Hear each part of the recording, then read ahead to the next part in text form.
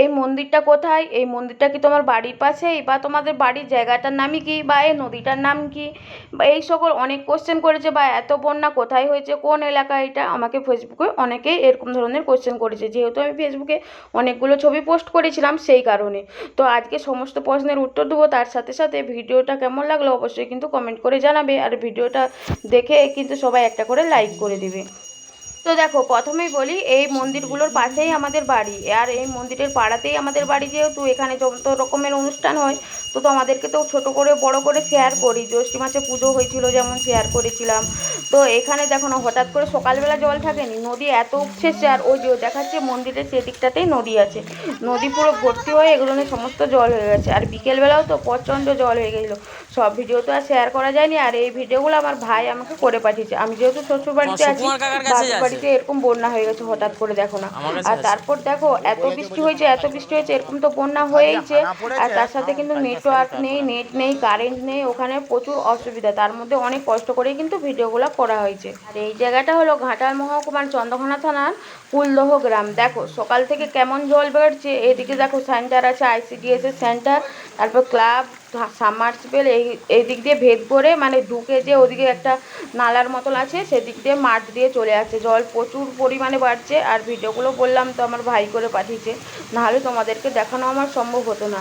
আর ওই যে ওই মন্দিরগুলো সেই সাইডেই আছে নদী, নদী থেকে মানে প্রচুর জল আসছে, এত যে নদী উঠছে, এরকম করে বন্যা হয়ে গেছে প্রচুর। আর মাছের বন্যাগুলোও তোমাদেরকে কম বেশি শেয়ার করেছিলাম, সব ভিডিওগুলোই দেখাচ্ছি পর্ব। আর এই দেখো হচ্ছে আমাদের নদীর অবস্থা। আর অনেকেই জিজ্ঞাসা করেছে এই দিদি দিদি এই নদীটার নাম কি। এই নদীটা হলো শিলাবতী নদী।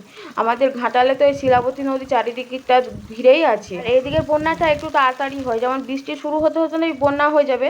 আর এদিকে যখন বন্যাটা একটু কমবে আমার শ্বশুর বাড়ির দিকে, তখন বন্যাটা হয়। আমার বাড়ির সামনেটায় আমার শ্বশুর বাড়িতে হয়নি, কিন্তু নিচু দিকগুলো নিয়ে প্রচুর বড় বন্যা হয়, ওগুলো নিয়ে প্রচুর হয়। আর এদিকে দেখো নদী উপছে গেছে, নদী থেকে দেখো উপছে জল এসছে, বাঁধ দিয়ে রেখেছে। যদি এ হয় বাড়ি তো বাঁধ দিয়েও কিছু হবে না। তো অনেক জায়গায় কিন্তু হানাও পড়ে গেছে, শুনলাম যে চারিদিক দিয়ে জল যাচ্ছে। না যদি হানা পড়তো মানে নদীর না বাঁধ ভাঙতো, তাহলে কিন্তু আরও চারিদিকে জল হয়ে যেত।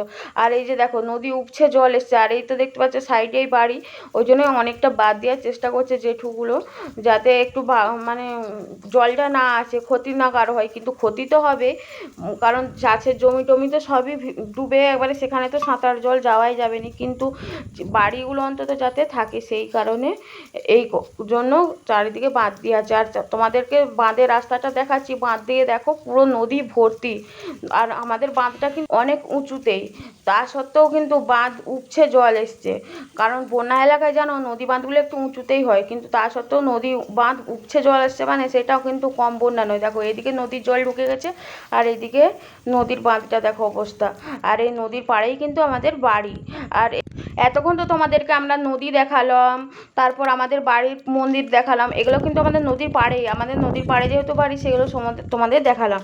আর এবার দেখাচ্ছি তোমাদেরকে আমাদের মাঠের অবস্থা। মাঠে দেখো প্রচুর জল হয়ে গেছে, আর বললাম তো আমাদের রাস্তাঘাট কিন্তু অনেক উঁচুতে হয়, আর জমি জায়গাগুলো বা অন্যান্য জিনিসগুলো কিন্তু অনেক নিচুতে হয়। তার সত্ত্বেও দেখো বাঁধ টাঁধ সব ডুবে যাচ্ছে, আর চারি সাইডে তো জল হয়ে গেছে। তাও এইগুলো সকালের রিপোর্ট, আর বিকেলবেলা তো আরও বেশি হয়ে গেছে, প্রচুর জল চারিদিকে, যেদিকে তাকাবে সেদিকেই জল। আর যেহেতু ওখানে নেট কানেকশন বা হচ্ছে কারেন্ট নেই, সেই জন্য সবসময় ভিডিও করা এগুলো সম্ভব হয়নি।